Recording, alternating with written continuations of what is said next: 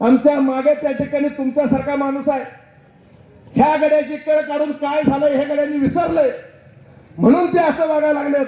त्यामुळे साध्या माणसाची कळ काढणं एवढं सोपं नाही. याचा इतिहास सुद्धा भारतात आहे.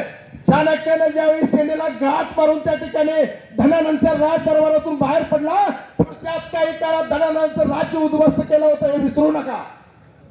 गेले 15 ते 20 वर्ष सत्ता याला ग्रामपंचायतची दिली, पंचायत समितीचं 2 वेळा त्या ठिकाणी सत्ता दिली, सभापती पद सुद्धा त्यांना मिळालं, जिल्हा परिषदचं सदस्यपद सुद्धा त्यांना मिळालं.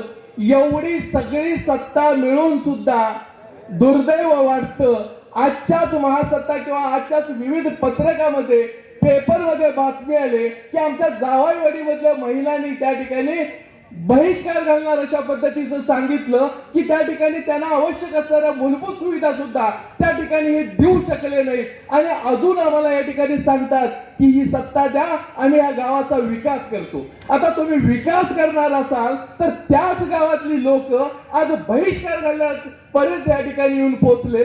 तुमच्या कर्तृत्वाचा तुम्ही कधी विचार करणार आहे? इथं कोण कारभार एक सापडला नाही. बर बिनविरोध करण्यासाठी काय आता पेटा मगाशी पुरंदरनं सांगितलं.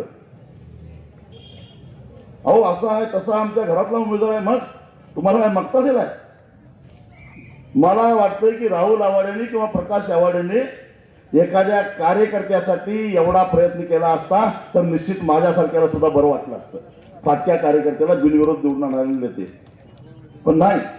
कार्यकर्त्यांनी पत्रावळ्या उचलायच्या, सतरंज्या उचलायच्या, जिंदाबाद म्हणायचं, मुर्दाबाद म्हणायचं आणि याने मात्र निवडून यायचं. खरं तर धाडस करायला पाहिजे तर प्रसाद खोबरेने ते विचार पंचायत समितीला गेले.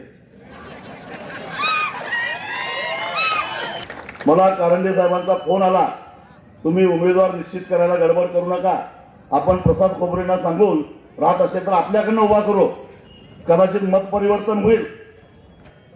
त्याला बिलं मिळत नाही सरकारची. तुमचं एवढं वजन आहे ना देवेंद्र फडणवीसाकडं, मग ही कामं का रखडली जलजीवन मिशनचे? त्याला निधी का उपलब्ध होत नाही हे कधी विचारलं का मुख्यमंत्र्याला? यासाठी विधानसभेत कधी तोंड उघडलं का?